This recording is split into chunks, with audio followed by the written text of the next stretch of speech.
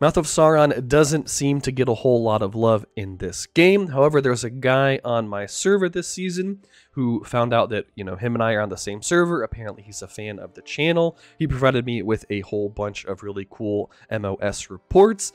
And since I want to make a guide about pretty much every single commander in this game, I figured, why not? Let's do it. Let's make an MOS guide video. Let's get into it. All right, first of all, huge shout out to Jasper's Army for reaching out to me, providing me with these reports, and giving me permission to use them in this video. He's fighting a guy, I have no idea how to say this guy's name. I'm just going to call him Rhinus, I guess, fighting a pretty reasonably well-geared Galadriel here. And this is a Galadriel with double rise up, which if you've watched any of my videos from this Tactics Evolved season, double rise up is pretty much the name of the game in this campaign. I thought that this was a relatively even report overall. I would say Galadriel probably won by like a little bit, I guess. However, there is a 4-level difference between the Galadriel and this Mouth of Sauron, and Galadriel is using double rise up. Plus, Galadriel having magical barrier does make life a little bit hard for a Reaper-based army like MOS likes to use. But I thought it was a report that stood out to me because despite these sort of inherent disadvantages of MOS fighting Galadriel, I thought he held his own quite well. He pretty much shut off all of the healing from Galadriel, and she does have a focus pipe, a sustain pipe, and 7 points in the Ring of Water skill. So normally she would be cranking out a pretty sizable amount of healing, like 50, 60, 70k, maybe even a little bit more than that. But in this case, she did pretty much no healing.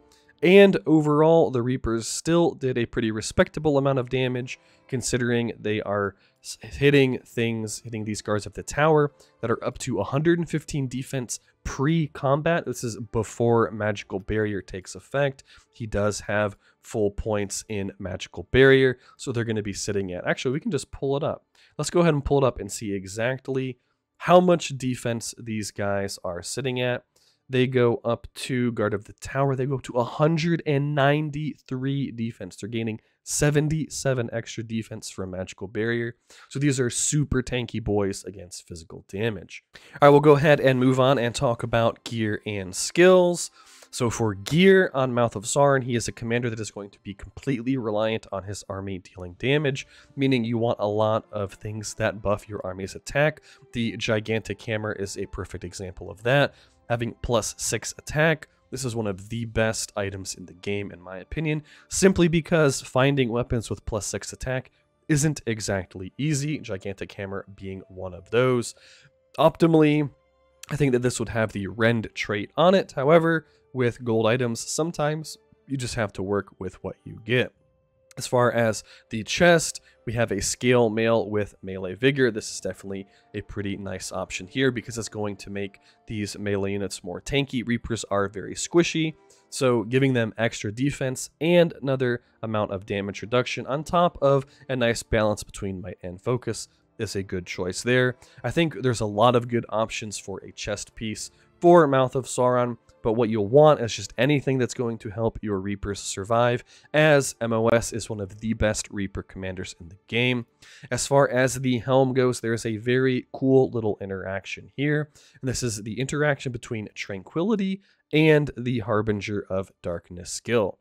So if we look at Tranquility, it says every 3 rounds. This will go off on round 1 because items do not start combat on cooldown like skills do. It hits all of your allied units, and I don't know why it says all allied units. Well, I guess because the debuff hits all allied units and then 3 allied units. That's a really bad tooltip, because obviously 3 allied units is going to be all allied units in this game. Anyway, the point being, it removes a debuff and then it heals them. The debuff removal is the important point that I want to point out, because the way Harbinger of Darkness works is it actually puts a debuff on all of your units and all of the enemy units, and this debuff says they deal 75% reduced damage. Well, I think you can see where I'm going with this. If your units have that debuff on them, and then Tranquility removes that debuff, now your units are dealing full damage, and their units, assuming they don't also have Tranquility or some other cleanse effect, their units are still dealing minus 75% damage. So it's a very nice, interesting little interaction there. And you can do this with a few other commanders. Grima is another one with, I forget the name of the skill, Prudence maybe. It's the skill that says for the first 2 rounds, you have a 50% chance of evading attacks, but your damage is reduced by 30%. The 30% damage reduction is actually a debuff. So if Grima has a Tranquility Helm, you can have the benefit of getting 50% evasion for the first 2 rounds, and then Tranquility can cleanse off the debuff so that you're not actually losing any damage there. As far as the accessory slot, we have a Pursuit Fireworks. Pursuit is a super popular choice in the current metagame. I think something like a Drums of Moria might be a better choice in general, just because that would give army attack melee, and Reapers would benefit from that. So I think on the accessory slot, if you need that Pursuit and you don't have access to something like a Palantir that is giving you Pursuit, then I think there are a few nice accessories you could choose from. I would just look for something that can buff that Reaper attack, since these guys are what is going to carry fights for you. As far as army composition goes, you're just going to want to bring 2 relatively tanky units and Reapers. Potentially you could get away with running something like Crusher, Reaper, Herbalist. However, then you're kind of getting into territory where maybe your front line isn't quite durable enough. It'll kind of depend on what you're fighting against, but keep in mind, Reapers are really how you're going to make your money with Mouth of Sauron, and we'll talk about why that is moving on to the skill build here. Harbinger of Darkness is a very important skill for Reapers, even if you don't have the Tranquility Helmet.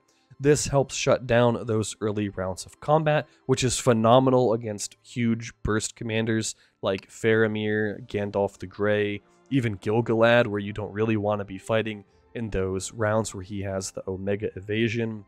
So really nice skill overall. Importantly, with Reapers, it helps because of their execution skill.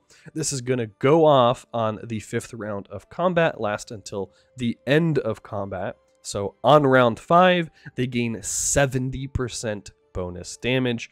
Mouth of Sauron is able to shut down at least these first 3 rounds of combat. You could make an argument that you would put 14 points in this so that it only lasts for the first 2 rounds, because he has Master of Mischief that goes off on round 3. However, if you have the Tranquility Helm, I think having that debuff on enemy units for all 3 rounds of combat, or the first 3 rounds of combat, I should say, while your units don't have that damage reduction, is excellent. If you don't have the Tranquility Helm, you could consider just leaving this at 14 to 15 so that it does not extend the effect into the 3rd round. That way, Master of Mischief will go off. However, then there's the caveat of a lot of people are running early round Madness immunity, so maybe the round 3 Madness doesn't hit anyway. If it's not going to hit anyway, then it's just going to be better for the enemy units to be dealing less damage. He also puts 1 point in Enfeeble. I don't know if this is worth just the 1 point, but it is there. So the first reason that he's good with Reapers is his ability to extend fights into those later rounds of combat. But on top of that, he has Lieutenant of Barad-dûr, which is going to give them an extra 25% damage because obviously they are orc units. He also has Orcish Warlord, which increases their speed, and kind of more importantly, in my opinion, although speed is a very powerful effect in this game, he is giving them another 14% damage reduction, and he is reducing enemy unit damage by an additional 21%. So all in all, he's able to make your Reapers significantly more tanky, which is going to allow them to live into the later rounds of combat where they kind of like activate themselves with that execution skill and just start killing everything for you. Other than that, you can put some points into Black Numenorian so that you can put at least 1 point into Black Arts, which is going to help turn off healing. And you can get Dark Mantle, which is going to even further increase the amount of damage that your Reapers do. So overall, this guy is just like made perfectly to work with Reapers, and they're one of my favorite units in this game anyway. I think they're absolutely fantastic, and in Tactics Evolved, get the Heartseeker Elite skill, which is a 50% chance to gain follow-up on top of their already absurd plus 70% damage bonus, and they just get another 20% damage bonus, and they get to focus on whatever enemy has the lowest defense, and usually in this game, enemies with low defense have high damage, which means they are really, really good at taking out high value targets and ignoring stone walls like cataphracts and guardians. So overall, Mouth of Sauron is pretty solid against any commander that is going to rely on crutching on the early rounds of combat, that early burst damage. He can just kind of turn all of that off. And secondly, he's good at against commanders that rely on their troops dealing damage because he has so many damage reductions, such as Dishearten. He's also pretty good against ranged commanders, since Reapers are going to be focusing down those ranged units the entire combat, rather than sitting there and hitting their faces against things like Guardians or Cataphracts. But he does struggle against damage-dealing commanders, specifically because Harbinger of Darkness does absolutely nothing against the enemy commander.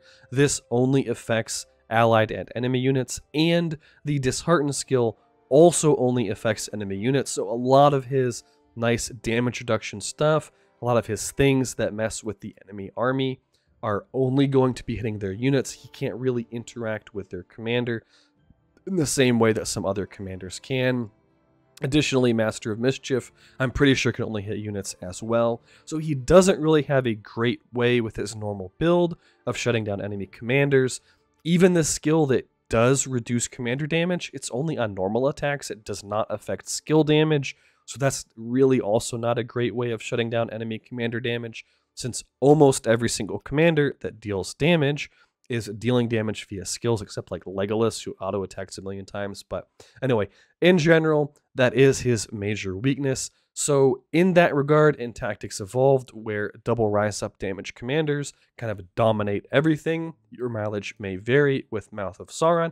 However, I thought this was an awesome report, and I really appreciate Jasper's Army for sharing it with me. That's it for this video, guys. Thank you for watching.